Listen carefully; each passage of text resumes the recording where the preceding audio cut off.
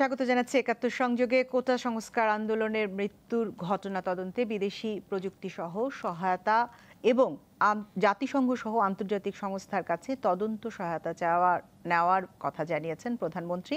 প্রধানমন্ত্রী বলেছেন, ক্ষতিগ্রস্ত স্থাপনা এবং অবকাঠামো আবারও করা যাবে, কিন্তু স্বজন হারানোদের ক্ষত মোছা যাবে না। এদিকে আজ বাংলাদেশের স্বাধীনতা বিরোধিতাকারী দল জামায়াতে ইসলামী এবং তাদের ছাত্র সংগঠন ছাত্র শিবিরকে নিষিদ্ধের প্রজ্ঞাপন জারি করে কথা থাকলেও স্বরাষ্ট্র মন্ত্রণালয় জানিয়েছে বিষয়টি প্রক্রিয়াধীন, যে কোনো সময় সিদ্ধান্ত আসতে পারে। এসব নিয়ে আজ কথা বলবো একাত্তর সংযোগের সাথে রয়েছে আমি ঝুমুর বাড়ি। আমার সাথে স্টুডিওতে আছেন সৈয়দ ইশতিয়াক রেজা, প্রধান সম্পাদক ঢাকা জার্নাল, হাকামুল্লাহ সাধারণ সম্পাদক সম্মিলিত সাংস্কৃতিক জোট।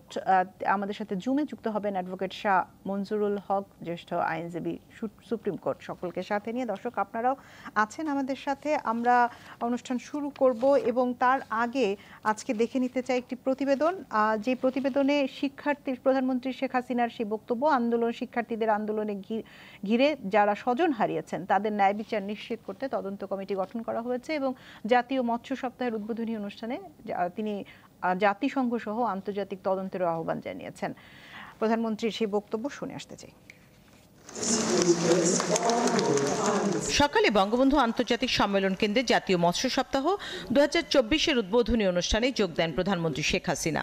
মাননীয় প্রধান অতিথির আগমনে তিনি বলেন, আন্দোলনের নামে ধ্বংসযজ্ঞ চালিয়ে দেশের ভাবমূর্তি নষ্ট করে কি লাভ হয়েছে?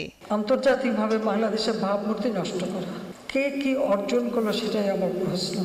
সেটা বিচারের ভার আমি আপনাদের কাছে, দেশবাসীর কাছেই দিচ্ছি। ৭১-এর স্বাধীনতা বিরোধীরাই বারবার ষড়যন্ত্র করে দেশকে পিছনে নিয়ে গেছে উল্লেখ করে তিনি প্রশ্ন রাখেন, যে ইস্যুটা নেই সেটা নিয়ে আন্দোলনের নামে ধ্বংসাত্মক কার্যক্রম চালিয়ে কে কি অর্জন করলো? কেন এই রক্ত ছড়া? আজকে যাদের আমরা হারিয়েছি, আমি তাদের আত্মার মাগফিরাত কামনা করি।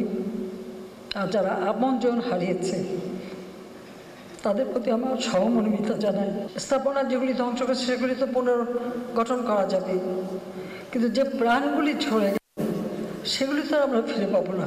যারা স্বজন হারিয়েছে তাদের ন্যায় বিচার নিশ্চিত করতে তদন্ত কমিটি করা হয়েছে। পাশাপাশি জাতিসংঘ সহ আন্তর্জাতিক সংস্থার কাছেও তদন্ত সহায়তা চাওয়া হয়েছে। জুডিশিয়াল কমিটি করে দিয়ে, এবং আজকে আবার আমি নির্দেশ দিয়েছি, আমরা একজন জজ সাহেবকে দিয়ে করেছিলাম, সেখানে আমি বলেছি আরও দুজন জজ সাহেব দিয়ে, আরও দুজন লোকবল বৃদ্ধি করে দিয়ে এবং তার তদন্তের পরিধি বাড়ানো। সেই সঙ্গে আমরা জাতিসংঘের কাছে আবেদন করেছি যে আমরা আন্তর্জাতিকভাবে বিভিন্ন সংস্থা আছে, বিশেষ করে বিদেশে, তাদের কাছে আমরা সহযোগিতা চাই যে এই ঘটনার যথাযথ সুষ্ঠু তদন্ত। অনুষ্ঠানে মৎস্য খাতে উল্লেখযোগ্য অবদানের স্বীকৃতিস্বরূপ 22 ব্যক্তি ও প্রতিষ্ঠানকে। আমরা প্রধানমন্ত্রীর বক্তব্য শুনছিলাম। এখানে সুষ্ঠু এবং গ্রহণযোগ্য তদন্ত জানমালের ক্ষতি, একই সঙ্গে যারা সন্ত্রাস করেছে, বিধ্বস্ত স্থাপনার ক্ষতি, সবকিছু মিলিয়ে তদন্ত। কিন্তু তিনি আজকে বলেছেন যে স্থাপনার ক্ষতি হয়েছে সেটি ফেরত পাওয়া যাবে, কিন্তু যান ফেরত পাওয়া সম্ভব নয়। এই প্রসঙ্গে কথা বলবো এবং এই তদন্তের গ্রহণযোগ্যতা, স্বচ্ছতার বিষয়টি আরো নিশ্চিত করার জন্য আরো কলেবর বৃদ্ধির কথাও তিনি বলেছেন। আমাদের সাথে অ্যাডভোকেট শাহ মনজুরুল হক রয়েছেন, জ্যেষ্ঠ আইনজীবী, সুপ্রিম কোর্ট। তার কাছ থেকে একটু জেনে নিতে চাই, প্রথমত এই তদন্তকে স্বচ্ছ গ্রহণযোগ্য করার ক্ষেত্রে আসলে কি করার আছে, যেটি মানুষের মধ্যে আসলে স্বস্তি আনতে পারে, বিশ্বাসযোগ্যতা নিয়ে আসতে পারে? মাননীয় প্রধানমন্ত্রী আজকে যথার্থই বলেছেন যে প্রাণহানি হয়েছে সেটার সম্পদ হয়তো আমরা গড়তে পারবো, স্থাপনাগুলি আমরা তৈরি করতে পারবো, কিন্তু যে প্রাণগুলি ঝরে গেছে সেই প্রাণগুলি তো আর আমাদের মাঝে ফিরে আসবে না। সুতরাং যারা শোক সন্তপ্ত পরিবার তাদেরকে উনি সমবেদনা জানিয়েছেন, ক্ষতিপূরণ দিয়েছেন এবং দুঃখ প্রকাশ করেছেন, এবং এর সঠিক তদন্ত হওয়া কিন্তু প্রয়োজন। এবং মাননীয় প্রধানমন্ত্রী কারো দাবি ব্যতি রেখেই কিন্তু প্রথম উনি জুডিশিয়াল ইনকোয়ারি কমিটি করে দিলেন হাইকোর্টের মাননীয় একজন বিচারপতি, মাননীয় বিচারপতি দিলুরুজ্জামানের নেতৃত্বে।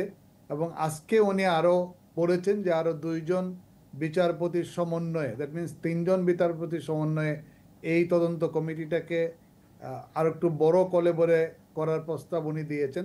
হয়তো আমরা দেখব যে এটি তৈরি করা হবে একটি কমিটি, একটি বড় কমিটি হবে আমাকেও লোকজন আজকে জিজ্ঞেস করছিল, আমাদের আইনজীবীদের একটি সংবাদ সম্মেলন ছিল সেখানেও, যে এই শুধুমাত্র কি 6টি হত্যাকাণ্ডের তদন্ত হবে নাকি আরো বেশি করা হবে। আমার মনে হয় যে আরো বেশি যে মৃত্যুগুলি হয়েছে তার মধ্যে এই প্রশ্নটি আমাদেরও 6টি নাকি সরকারি হিসেবে যদি আমি মেনে নেই 150, সেই 150 তদন্ত হবে।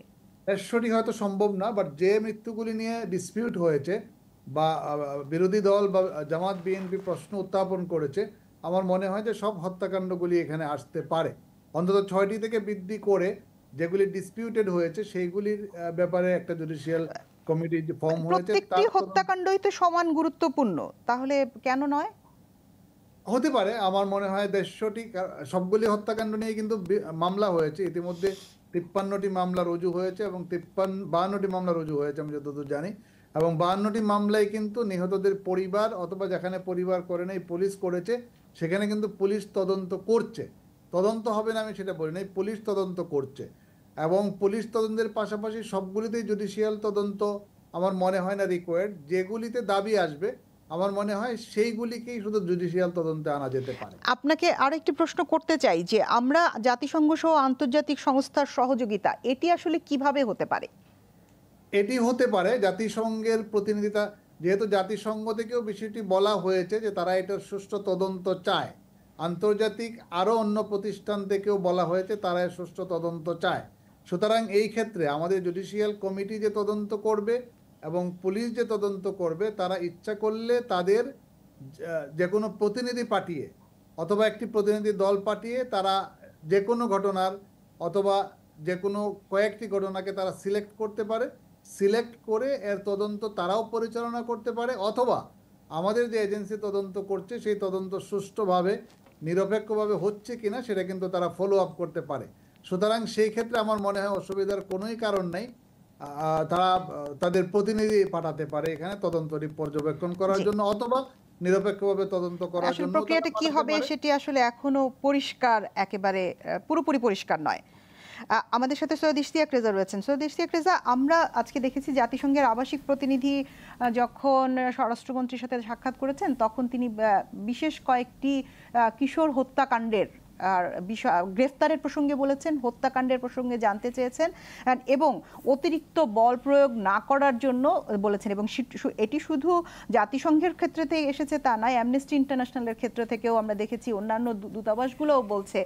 আসলে এই যে আমরা স্বচ্ছ গ্রহণযোগ্য তদন্ত নিয়ে যে কার্যক্রম চলছে সেটি কি মানুষের মনে স্বস্তি আনতে পারবে বলে মনে হয়? অনেক ধন্যবাদ। দেখেন, একটা অস্বীকার করার কোনো উপায় নেই যে আস্থার সংকট আছে। মানুষ বাংলাদেশে আসলে এত বিভাজিত হয়েছে, তারা এখন কারো উপরে কেউ আস্থা রাখতে পারে না। সরকারের তদন্ত সংস্থাগুলোর উপরে আরও আস্থা রাখতে পারে না, কারণ ঐতিহাসিকভাবে একথা সত্য যে বাংলাদেশে হত্যাকাণ্ডের বিচার সেভাবে হয় না, রাজনৈতিক হত্যাকাণ্ডের বিচার আরও হয় না। এবং এরকম গোলযোগের ভিত্তিতে যে বিচার হত্যাকাণ্ডগুলো ঘটে, যে মৃত্যুরগুলো ঘটে, সেগুলোও কিন্তু আমরা শেষ পর্যন্ত কোনো বিচার হতে দেখি না।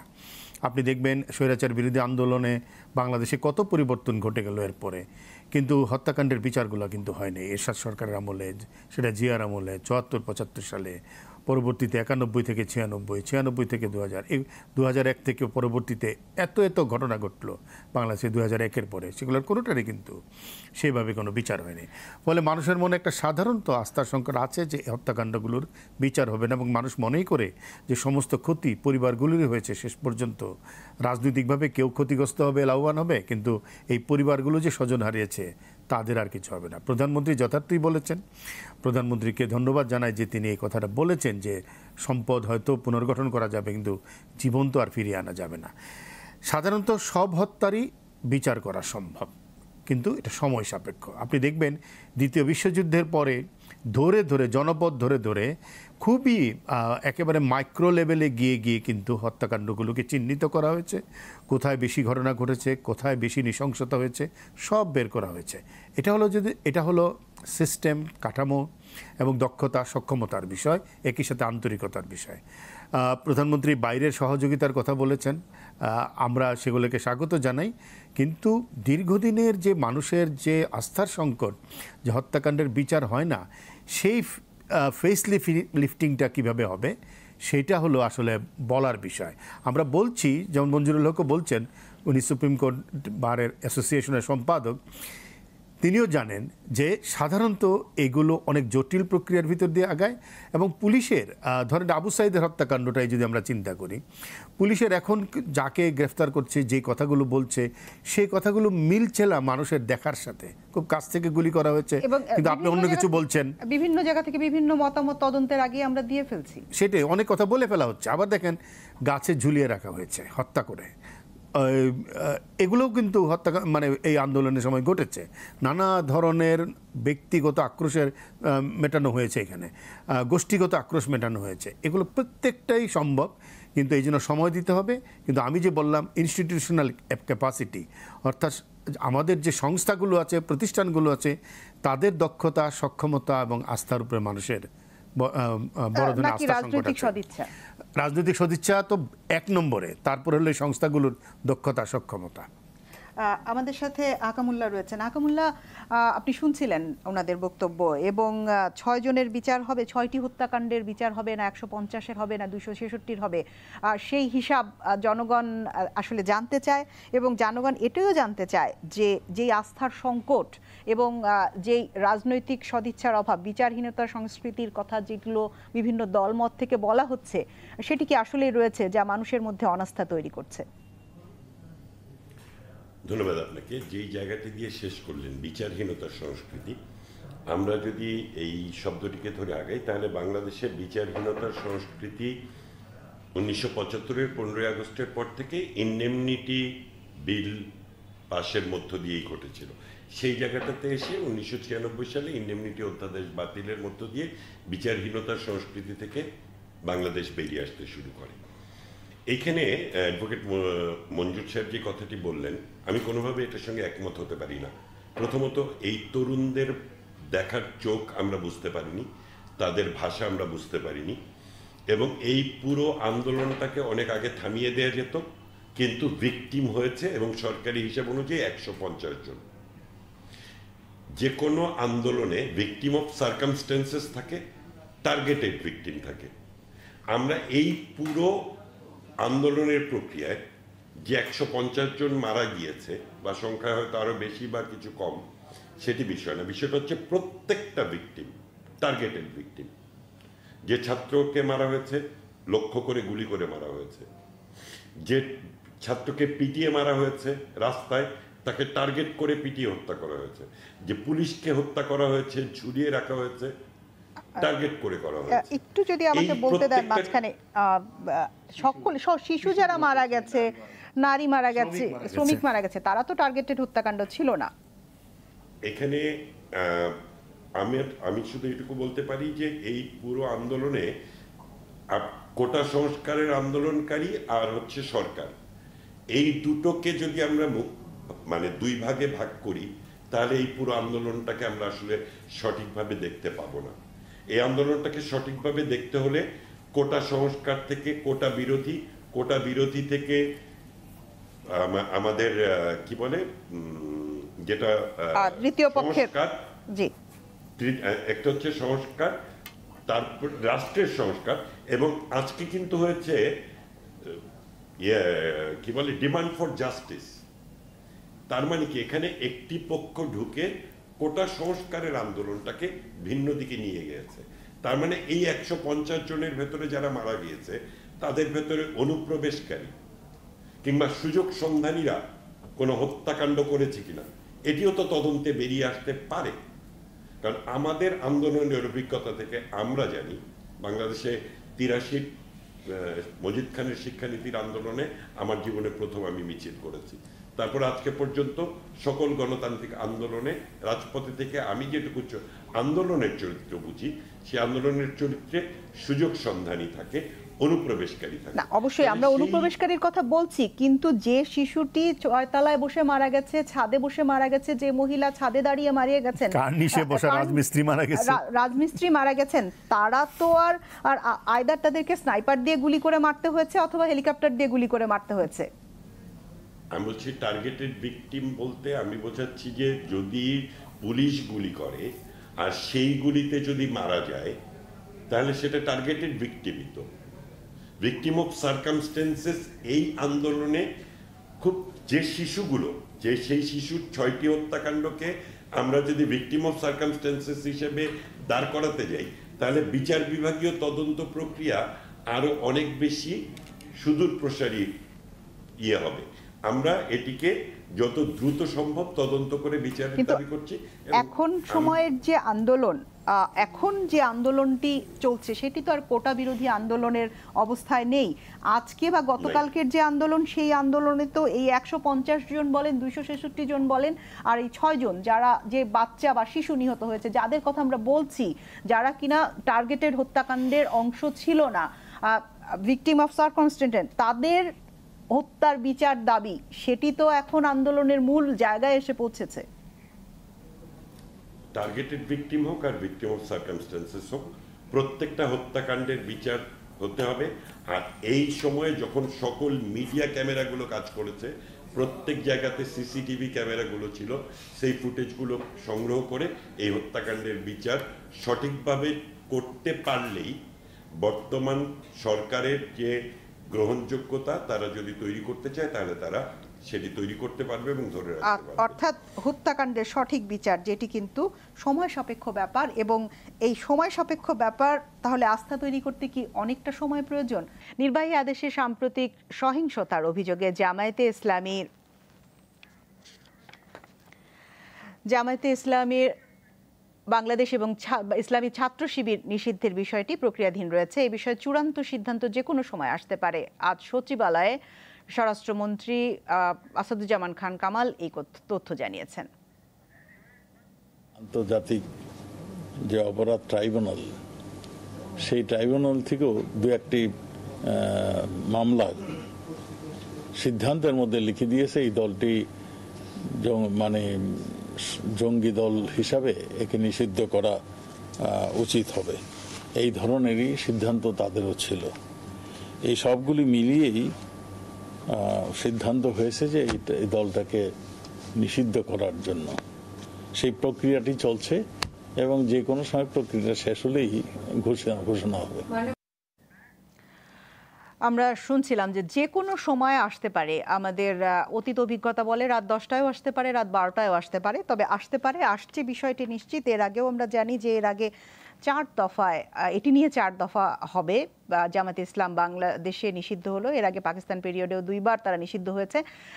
এবং জামাতে ইসলামের মন্তব্য আমরা শুনেছি, দল হিসেবে একটি দল আরেকটি দলকে নিষিদ্ধ করতে পারে না, এরকম নানা মন্তব্য রয়েছে। এবং আন্তর্জাতিক সম্প্রদায়েরও মন্তব্য রয়েছে যে এতে কোনো দেশ ইতিমধ্যেই বলা শুরু করেছে যে এতে গণতন্ত্র বাধাগ্রস্ত হবে, মানুষ মুক্তভাবে সম্মিলিত হতে পারবে না, ইত্যাদি ইত্যাদি নানা রকম বক্তব্যও আমরা দেখতে পাচ্ছি। আমাদের সাথে রয়েছেন ইশতিয়াক রেজা আকামুল্লাহ এবং অ্যাডভোকেট শাহ মঞ্জুরুল হক। অ্যাডভোকেট শাহ মঞ্জুরুল হক, আমরা এই যে নিষিদ্ধ ঘোষণার প্রক্রিয়া, সেই প্রক্রিয়ার শেষ ধাপে রয়েছি। শেষ ধাপে নিষিদ্ধ করা হলেই কি জনমনে শান্তি আসবে বা দেশে শান্তি ফেরত আসবে? এটা দুটি দিক রয়েছে। একটা হচ্ছে যে আইনগতভাবে জামাত নিষিদ্ধ হলে বা জামাত শিবির নিষিদ্ধ হলে যে বিষয়টি হবে যে অন্তত তারা এখন প্রকাশ্যে যে রাজনৈতিক কার্যকলাপ চালিয়ে আসছে সেই কাজটি তারা করতে পারবে না। কিন্তু আমি মনে করি না যে তাদের দলের নামটা নিষিদ্ধ হলে যদি আদর্শিকভাবে তাদেরকে প্রতিহত করা না যায়, তাহলে তারা অবশ্যই তাদের কার্যক্রম চালিয়ে যাবে। হয়তো তারা ভিন্ন নামে চালাবে অথবা গোপন বৈঠকের মাধ্যমে বা গোপনে আরো ভয়ঙ্কর হবে না, পরিচালনার মাধ্যমে চালিয়ে যাবে। সেটি আমরা বিভিন্ন দেশের যে সমস্ত ইতিহাস দেখি যেখানে এ ধরনের দল তৈরি হয়, সেখানে কিন্তু তাদেরকে নিষিদ্ধ করার মাধ্যমেই যে তাদেরকে প্রতিহত করা যায় তা কিন্তু না। এটা আমাদেরকে আদর্শিকভাবে অনেকটা মোকাবেলা করতে হবে। বাট আমি মনে করি যে এই এখন জামাত শিবির তাদের প্রকাশ্যে নাম দিয়ে যে সমস্ত সহিংস কর্মকাণ্ড এবং নৈরাজ্য সৃষ্টি করেছে, বিশেষ করে একটি গণতান্ত্রিক প্রতিষ্ঠিত সরকারের বিরুদ্ধে তারা যে ষড়যন্ত্রে লিপ্ত হয়েছে, সেইটার একটা প্রাথমিক সুরাহা এর মাধ্যমে হবে এবং এইটাকে সবাই স্বাগত জানিয়েছে। আমার মনে হয় যে এটি একটি প্রথম স্টেপ এবং এই দাবিটি আজকে থেকে নয়।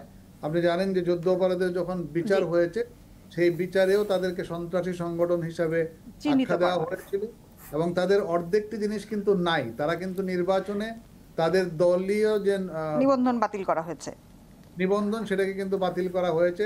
হাইকোর্টের একটি রায়ের মাধ্যমে নির্বাচন কমিশন পরে বাতিল করেছে, এবং তারা গত কয়েকটি সংসদ নির্বাচনে কিন্তু তারা দলীয়ভাবে নির্বাচনে অংশগ্রহণ করতে পারে নাই। এছাড়া 72 সাল থেকে 75 সাল পর্যন্ত কিন্তু জামাত বা ধর্ম আশ্রিত গোষ্ঠীর রাজনীতি নিষিদ্ধ ছিল। জামাত জি, তার মানে আপনি যেটি বলতে চাচ্ছেন যে শুধুমাত্র সংগঠন নিষিদ্ধ করার মধ্য দিয়ে তাদের কর্মকাণ্ড, কিন্তু আপনি একটি বক্তব্য বলছিলেন যে তারা দলীয় ব্যানারে যেই বিধ্বংসী কার্যকলাপ চালাচ্ছে। আহকামুল্লাহ, আপনি তো রাজনীতির সাথে এই সামাজিক সাংস্কৃতিক আন্দোলনের সাথে জড়িত। এবারের যেই আন্দোলন সেখানেও আপনাদের প্রতিবাদ মিছিল ছিল, আপনারা আজকে পুলিশি বাধার মুখোমুখি হয়েছেন। কোথাও কি দেখেছেন যে ব্যানারে জামাত শিবির তাদের এই বিধ্বংসী কর্মকাণ্ড চালিয়েছে? জামাত যেই সময় তাকে নির্বাচনে অংশগ্রহণ করার জন্য নির্বাচন কমিশন বাতিল করলো, সেই 2014 নির্বাচনের আগে 2013 থেকে 2014 নির্বাচন এবং 2015 পর্যন্ত জামাত একদম সারা দেশে পেট্রোল সন্ত্রাস, আগুন সন্ত্রাস, সর্বোচ্চ সন্ত্রাস তারা করেছে, এবং ওই আন্দোলনে 67 জন সাধারণ মানুষ। আমি বলতে চাচ্ছি এবারের এই আন্দোলনে একটা মিনিট, তার মানে হচ্ছে যে যখন তাদেরকে যেই কাজটাতে বাধা দেওয়া হয় তারা সেই কাজটাতে অনেক বেশি আগ্রাসী ভূমিকায় অবতীর্ণ হয়। তার মানে এবার যে তারা নিষিদ্ধ হচ্ছে, তার মানে বাংলাদেশের রাজনীতিতে তারা আগামীতে আরো বেশি আগ্রাসী ভূমিকায় আসবে, এবং সেই আগ্রাসী ভূমিকাকে মোকাবেলা করার জন্য সরকার শুধু নয়, মুক্তিযুদ্ধের পক্ষের সকল রাজনৈতিক শক্তিকে ঐক্যবদ্ধ হয়ে মোকাবেলা করতে হবে। আর সংগঠনকে নিষিদ্ধ করা মানে আসলে তো নাম নিষিদ্ধ করা হচ্ছে। এখানে আমাদের সমাজের রন্ধ্রে রন্ধ্রে যে জামাত ঢুকে আছে, শিক্ষা ব্যবস্থায় জামাত, স্বাস্থ্য ব্যবস্থায় জামাত, ব্যাংকিং সেক্টর, এই সেক্টরগুলো থেকে যদি তাদেরকে সরিয়ে না দেওয়া যায়, তাদেরকে সেই জায়গাতে যদি দমন করা না যায়, তাহলে জামাতের যে 3% আছে ভোট, ওইটা তো যাবে না, ওইটা তো কোথাও না কোথাও যাবে। এই মানুষগুলো আরেকটা নামে সংগঠন করে আসবে। সুতরাং প্রথমত আগ্রাসী ভূমিকায় তারা নামবে, এটার জন্য আমাদের প্রস্তুত থাকা উচিত তাদেরকে মোকাবেলা করার জন্য সরকারের এবং মুক্তিযুদ্ধের পক্ষের রাজনৈতিক দল, সংস্কৃতি কর্মী সকলে। আরেকটা হচ্ছে যে খুব নিখুঁতভাবে আইডেন্টিফাই করা জামাতের কর্মী সমর্থক কারা, ইসলামী ছাত্র শিবিরের বিভিন্ন ধাপের কর্মী যোদ্ধা কারা, কারা রক কাটে, কারা মোটিভেটেড স্পিকার, তাদের কাউকেই তালিকা বাদ না দিয়ে তালিকা করে তারপরে তাদের ব্যাপারে অ্যাকশনে যেতে হবে। তাহলেই জামাত শিবির নিষিদ্ধের যে আমাদের লক্ষ্য, সেই লক্ষ্যটা পূরণ হবে বলে আমরা মনে করি।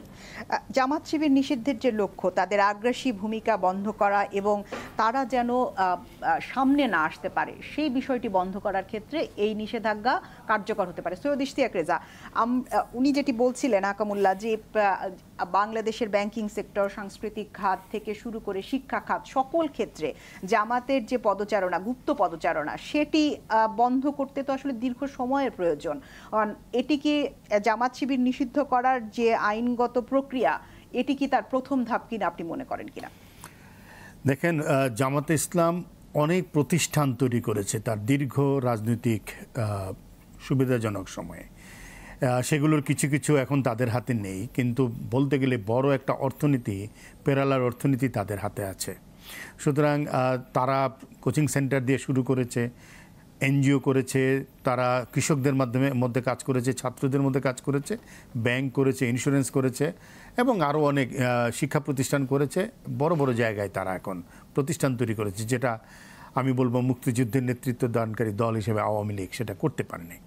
হাকামুল্লাহ যে কথাটা বলছিলেন যে মুক্তিযুদ্ধের সকল শক্তিকে এক হতে হবে, এখন প্রশ্নটা এই জায়গায়, আওয়ামী লীগ যখন এতদিন পরে এসে এই গোলযোগকালীন সময়ে এমন একটা সিদ্ধান্ত নিচ্ছে, তখন কি মুক্তিযুদ্ধের পক্ষের দলগুলো সরকারের সাথে আছে?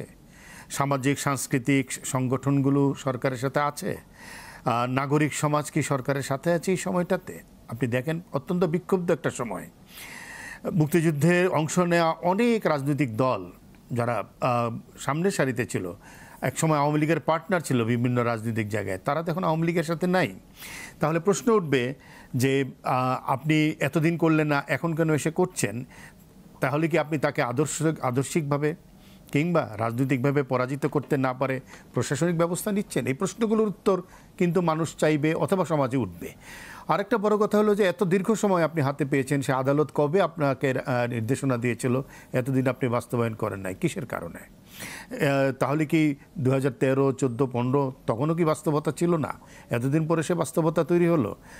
মুক্তিযুদ্ধের ইতিহাস নিয়ে যে আমরা কথা বলি, মুক্তিযুদ্ধের এই বাস্তবতা আসার মানে এখনই বা সেই বাস্তবতা, হ্যাঁ, এখন তারা বলছে যে এই সন্ত্রাসী কর্মকাণ্ডের কারণে তারা জামাত ইসলামকে এটা করতে যায়, স্বরাষ্ট্রমন্ত্রী তো বলেছেনই। কিন্তু দেখেন, দুটি ঘটনা আমি উল্লেখ করি। একটা হলো মুক্তিযুদ্ধের ইতিহাস পড়ানোর বিষয়ে, শিক্ষার্থীদের শেখানোর বিষয়ে। এই প্রজন্মের একটা বিরাট অংশ বিএনপির শাসন দেখে নাই, এরশাদের শাসনও দেখে নাই, মুক্তিযুদ্ধ তো দেখেই না, এরপরের শাসন অনেক কিছু দেখে নাই। যার বয়স 2009 সালে 5 বছর ছিল, গত 15-16 বছরে সে এখন, তাই না, 20 বছরের, 22 বছরের, 23 বছরের যুবক। তারা কি দেখেছে? তারা কি আগের আমলটা দেখেছে? তারা এই সময়টাতে দেখেছে। এর মধ্যে একটা বড় ঘটনা ছিল যুদ্ধাপরাধের বিচার। কিন্তু একই সাথে মুক্তিযুদ্ধের ইতিহাস চর্চা কতটা কমেছে, সংস্কৃতি চর্চা কতটা কমেছে, আর রাজনৈতিক অর্থের চর্চা কতটা বেড়েছে। আন্তর্জাতিক অপরাধ ট্রাইব্যুনালের দিকে যদি তাকান, কিচ্ছু নাই। শাহ মঞ্জুরুল হক বলতে পারবেন কাঠামোগতভাবে দুর্বল হয়ে পড়েছে, অনেক মামলা সেখানে ঝুলে আছে, এগুলো শেষ হচ্ছে না। সিনসিয়ারিটিটা কোথায় ছিল? আইনমন্ত্রীও এখানে আমার মনে হয় কথা বলা দরকার। অর্থাৎ আপনি এত বেশি মুক্তিযুদ্ধটাকে অবহেলা করেছেন, তরুণ প্রজন্মের কাছে পৌঁছাতে চান নাই, চর্চাটা করে না, এখন হঠাৎ করে এসে এটা করতে যাচ্ছেন। আপনি প্রশাসনিকভাবে করবেন, তার একটা ফল আউট কী হবে আমরা জানি না। তবে সরকারের যদি এটা রাজনৈতিক অঙ্গীকার হয়ে থাকে, সেটা কিভাবে করবেন খুব পরিষ্কার করে ব্যাখ্যা করা উচিত। মুক্তিযুদ্ধের সৈয়দ ইশতিয়াক রেজা, আপনি যেটি বলছিলেন যে মুক্তিযুদ্ধের সকল শক্তিকে এক হতে হবে, এবং এই মুক্তিযুদ্ধের সকল শক্তির ক্ষেত্রে আমাদের শিক্ষক আছে, রাজনীতিবিদ আছে, নাগরিক সমাজে রয়েছে। একেবারে মন্তব্য দিয়ে শেষ করতে চাই, সবাই চায় যে ফেরত আসুক স্বস্তিময় পরিবেশ, এবং সেই স্বস্তিময় পরিবেশের জন্য আসলে সকল পক্ষকে একসাথে বসার যে কোনো বিকল্প নেই, সেই কথাটি কিন্তু এর আগের ধাপে আলোচনা হচ্ছিল। স্বাধীনতার পক্ষের সকল শক্তিকে এক হতে হবে। আকামুল্লাহ, আপনাকে দিয়েই শুরু করতে চাই। আমাদের নাগরিক সমাজ, সাংস্কৃতিক সংগঠন, ছাত্র, শিক্ষক, রাজনীতিবিদ সকলে কি আসলে এক পক্ষে রয়েছেন? কখনোই কোনো সমাজে আসলে সবাই এক পক্ষে থাকে না। প্রত্যেকটা মানুষের মত পার্থক্য থাকে, এবং সেটি রাজনৈতিক আদর্শের মত পার্থক্য দ্বারাই কিন্তু নির্ধারিত হয় তার কর্মসূচি। জি, মুক্তিযোদ্ধার চেতনার যে রাজনীতি, সেই রাজনীতি যারা করতেন তারা কি সকলে একসাথে রয়েছেন? এখন বলছি, 47-এ বঙ্গবন্ধু মুসলিম লীগ করতেন, পরবর্তীতে বঙ্গবন্ধু আওয়ামী মুসলিম লীগ করেছেন, তারপরে আওয়ামী লীগ করেছেন। তার মানে মুক্তিযুদ্ধের সময় যারা মুক্তিযুদ্ধ করেছে তারা সকল রাজনৈতিক সংগঠন বর্তমানে যে মুক্তিযুদ্ধের চেতনা ধারণ করে না, এটাও আমাদের বুঝতে হবে। কারণ যে রাজনৈতিক ঐক্য সুস্পষ্টভাবে বলে জামাত শিবির বর্তমানে আমাদের শত্রু নয়, শত্রু আওয়ামী লীগ এবং শেখ হাসিনা, তাদেরকে আসলে আমরা মুক্তিযুদ্ধের পক্ষের রাজনৈতিক শক্তি হিসেবে বিবেচনা করব কি করব না, এটাও কিন্তু নতুন করে বিবেচনার সময় এসেছে এখন। অবশ্যই সবকিছুর যদি নতুন করে নতুন প্রজন্মের চোখে দেখতে হয়, তাহলে মুক্তিযুদ্ধের চেতনা কারা ধারণ করবে সেটি তো নিশ্চিতভাবেই বর্তমান কার্যক্রম দ্বারাই নির্ধারিত হতে হবে। এবং বর্তমান কার্যক্রম দ্বারা সুস্পষ্টভাবে দেখতে পাচ্ছি সংস্কৃতি কর্মীদের মধ্যে বিভক্তি আছে, শিক্ষকদের মধ্যে বিভক্তি আছে, রাজনৈতিক কর্মীদের মধ্যে বিভক্তি তো ছিল, আছে, এবং এটি আসলে চলমান প্রক্রিয়া। জি, আমাদের সাথে অ্যাডভোকেট শাহ মঞ্জুরুল হক রয়েছেন। আপনার কাছ থেকেও মন্তব্য জানতে চাই। আইনজীবী অথবা যারা সরকারি কর্মকর্তা রয়েছেন, সকলে যারা কিনা এই বাংলাদেশকে ভালোবাসেন, মুক্তিযুদ্ধকে ভালোবাসেন, মুক্তিযুদ্ধের চেতনায় আলোকিত, কি দেখছেন আপনি? বিষয়টি ডেফিনেটলি জটিল, বাট তারপরেও আমি মনে করি যে স্বাধীনতার পক্ষের শক্তি যারা, সেটা আইনজীবী হোক, সাংবাদিক হোক, সাংস্কৃতিক ব্যক্তিত্ব যারা রয়েছে হোক, তাদেরকে এক হওয়া উচিত। এবং আজকে জামাতের নিষিদ্ধের যে দাবিটি, জামাত শিবিরের, সেটা কিন্তু আজকের না, সেটি অনেক আগের দাবি, সেটি এখন বাস্তবায়িত হতে যাচ্ছে। তো সেই ক্ষেত্রে যারা মুক্তিযুদ্ধের সপক্ষের শক্তি, তাদের সবাইকেই এক হওয়া উচিত। তবে এটা সত্যি যে মুক্তিযুদ্ধের সপক্ষের অনেক শক্তি, যে কথাটি ভাই বললেন একটু আগে, যে তারা এখন অনেকেই জামাতের সাথে যোগপথ আন্দোলন করতে চায় এবং জামাতের আদর্শকেও তারা পছন্দ করে। বিশেষ করে জামাত যেহেতু ইশতিয়াক রেজা ভাই যে কথাটি বললেন যে আজকে 15-16 বছর ধরে বাংলাদেশ আওয়ামী লীগ একটানা ক্ষমতায়, তার আগে আরও 5 বছর। তো সেই জায়গা থেকে যারা আজকে যুবক, যারা আজকে বিশ্ববিদ্যালয়ে পড়ুয়া, তাদেরকে মুক্তিযুদ্ধের আদর্শের শক্তির দিকে আমরা কতটা টানতে পেরেছি এটাও কিন্তু আমাদের বিবেচনায় আনা উচিত। সব জিনিসগুলো যদি আমরা বিবেচনায় আনি, বিশেষ করে জামাতের যে অর্থনৈতিক কর্মকাণ্ড, তাদের আলাদা ব্যাংক, আলাদা হসপিটাল, আলাদা এনজিও, আলাদা প্রতিষ্ঠান, আলাদা কোচিং সেন্টার, সেইগুলির দিকেও যদি আপনি বিবেচনা করেন, তারা কিন্তু একটা পরিকল্পনা অনুযায়ী এগিয়ে যাচ্ছে যে এই প্রতিষ্ঠানগুলিকে আমাদের অধীনে রাখতে পারলে পরে এই প্রতিষ্ঠানের মাধ্যমে যে প্রজন্ম বের হয়ে আসবে সেই প্রজন্ম আমাদের পক্ষে কাজ করবে। তো সেই জায়গাটা আমাদের অনেক বেশি আলোকপাত করা উচিত বা দৃষ্টিপাত করা উচিত। চিন্তাধারার কিছুটা পরিবর্তন আনতে হবে এবং আপনি যেটি বলছিলেন যে নতুন প্রজন্মের চোখে আমাদেরকে দেখতে হবে। সৈয়দ ইশতিয়াক রেজা, এই প্রশ্ন নয়, একটি ভিন্ন প্রশ্ন দিয়ে আজকের ৭১ সংযোগ শেষ করতে চাই। যে প্রশ্নটি আপনাকে করতে চাই সেটি হচ্ছে এই যে জামায়াতের রাজনীতি নিষিদ্ধকরণ বা জামায়াত ইসলাম বা শিবিরকে নিষিদ্ধকরণ, আর এটির আসলে দেশীয় রাজনৈতিক প্রভাব যাই বা দেখলাম না কেন, আন্তর্জাতিক কোনো প্রভাব থাকবে কিনা? আমার মনে হয় না এটার কোনো আন্তর্জাতিক প্রভাব থাকবে। জামাতকে যেভাবে রিড করা হয় যে আন্তর্জাতিকভাবে খুবই প্রভাবশালী, ধরেন একে পার্টি তুরস্কের কিংবা পাকিস্তানের জামাতে ইসলামী, ইন্দোনেশিয়ার জামিয়া ইসলামিয়া এবং ভারতের জামাতে ইসলামী, এগুলো ছাড়া আর বড় ধরনের কোনো নেটওয়ার্ক আসলে সেভাবে নাই। ওয়াহাবি সালাফি মতবাদেরও পরিবর্তন ঘটেছে অনেক, সুতরাং সৌদি আরবে যে ভিত্তিটা ছিল সেটাও সে আগের মতো নাই। বরং দরকার ছিল বাংলাদেশের একটা হোম গ্রাউন পলিসি নির্ধারণ করা, যে আমি আমার পলিসিটা ইমপ্লিমেন্ট করতে গেলে কী ধরনের ব্যাকলাশ হয় সেটার মোকাবেলা করব। একটা কথা রাজনীতিতে প্রচলিত আছে, time flies too fast yet you should be ahead of time. ওই সময়টা হারিয়ে গেছে। গণজাগরণ মঞ্চ ছিল সুবর্ণ সুযোগ। গণজাগরণ মঞ্চে যেই আলোচকরা ছিলেন, যেই ব্যক্তিরা স্লোগান উঠিয়েছিলেন, তাদের মুখ থেকে আজও আমরা স্লোগান শুনছি, কিন্তু হয়তোবা কিছুটা ভিন্ন। হয়তোবা নতুন প্রজন্ম যারা গত 15 বছর ধরে বাংলাদেশকে দেখছে, তাদের চোখে আমরা হয়তো দেখতে পাচ্ছি না সামনের দিনের রাজনীতি কেমন হবে বা কেমন হওয়া উচিত। তবে সকল পক্ষকে, স্বাধীনতার যে শক্তি, সকল পক্ষকে একসাথে এক মঞ্চে দাঁড়িয়ে কথা বলার, তার হয়তো কোনো বিকল্প নেই। ঠিক করতে হবে সকল পক্ষকে একসঙ্গে বসেই। সেই আলোচনায় আমরা আবারও ফিরবো, তবে ভবিষ্যতে ধন্যবাদ জানাতে চাই অ্যাডভোকেট শাহ মঞ্জুরুল হক, সৈয়দ ইশতিয়াক রেজা এবং হাকামুল্লাহ, এবং দর্শক আপনাদেরকেও ধন্যবাদ জানাই আজকের ৭১ সংযোগে থাকার জন্য। শুভরাত্রি সবাইকে।